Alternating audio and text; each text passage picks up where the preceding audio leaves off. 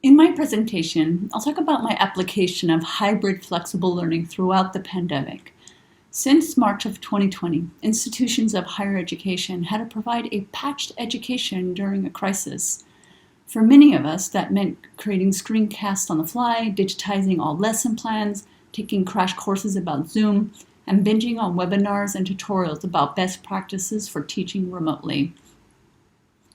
At Ithaca College, after the spring 2020 semester ended, I realized that I didn't have a sufficient plan to deal with the mental health issues, deal with lack of student motivation due to Zoom fatigue, and accommodate more efficiently changes to students' workload schedules due to the pandemic. Moreover, because I lost my sister due to the pandemic, I felt a moral obligation to use my classroom space to cultivate social connection and intimacy among students and develop a mindful practice of empathy and compassion. To address the changes to students' lives and the challenges to virtual instruction during the pandemic, for the fall 2020 semester, I adopted two pedagogical approaches that would help me meet my objectives and accommodate students' emotional, cognitive, technological, and scheduling needs. Hybrid flexible course design was first introduced by Brian Betty, who describes it as an adaptive learning approach that affords student agency. He states that it's not a self-paced model like you would find on a MOOC. Rather, you can imagine a course where asynchronous and synchronous activities run parallel and students can weave in and out between the two modalities and have access to course content and participate in equivalent learning activities.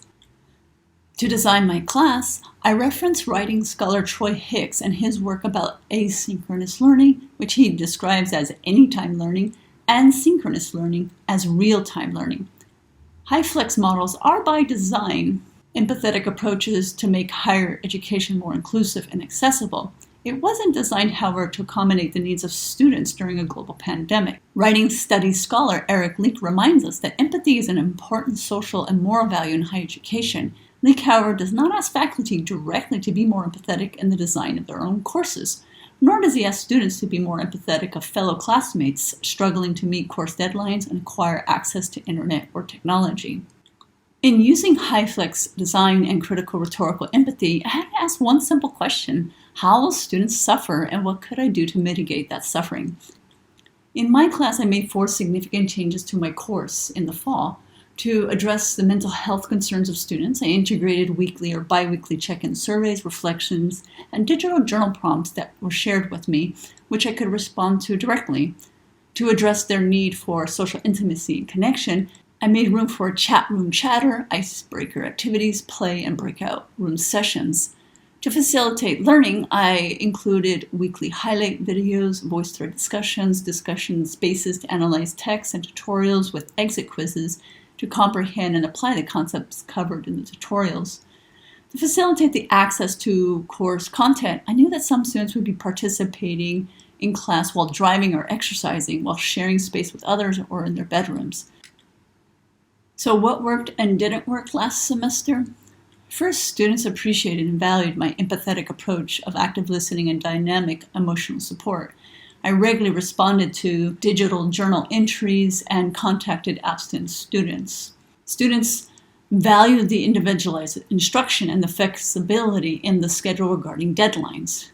When I first applied the high-flex learning model, on average, my workload had increased from 8 to 12 hours a day, at least 6 days a week, including my Thanksgiving break. For each class that I taught, it felt like I was teaching 3 classes. One for real-time students, one for anytime students, and one for the students in crisis mode. On average, students who need the most schedule flexibility were students struggling with anxiety and depression.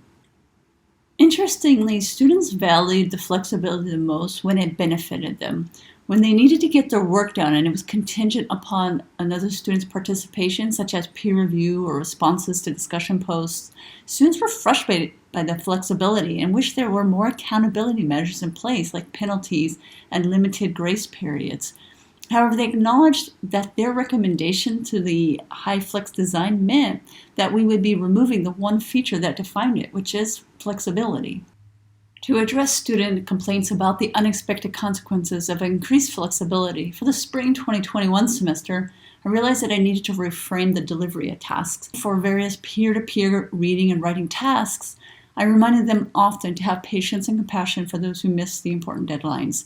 When students have not heard from classmates, I encourage them to send a text or email to their classmates to see if they're doing okay. If students needed an extension, they often emailed me, but then I would remind them that I would be fine with the extension. However, it would have a direct impact on classmates and their schedule, so they needed to contact them to negotiate a new work schedule or deadline for completing the work. In the design and delivery of a course, teaching with empathy decentralizes the power dynamics and invites students to examine the ways their choices impact others. Moreover, reframing instruction through an empathetic lens allows students to ask for help from me and others when they need it.